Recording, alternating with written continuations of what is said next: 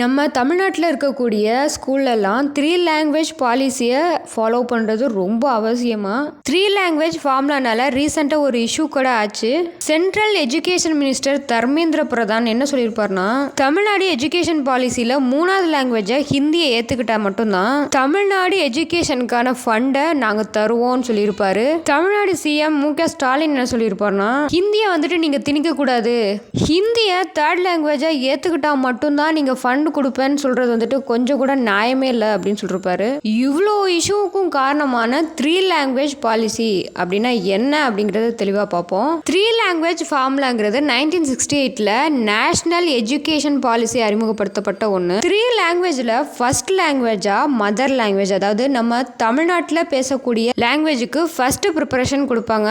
ரெண்டாவதா இந்தியாவில் அதர் ஸ்டேட்ஸ்ல பேசக்கூடிய லாங்குவேஜ், எக்ஸாம்பிளா ஹிந்தி தெலுங்கு மாதிரியான லாங்குவேஜை செகண்ட் லாங்குவேஜாக எடுப்பாங்க. 3வது லாங்குவேஜாக இங்கிலீஷ் இல்லைனா வேற இந்தியன் லாங்குவேஜாக எடுப்பாங்க. இது மாதிரி 3 லாங்குவேஜை செலக்ட் பண்ணி ஸ்டூடெண்ட்ஸோட எஜுகேஷன் பாலிசியில் ஆட் பண்ணுவாங்க. இதை தான் 3 லாங்குவேஜ் ஃபார்முலான்னு சொல்கிறாங்க.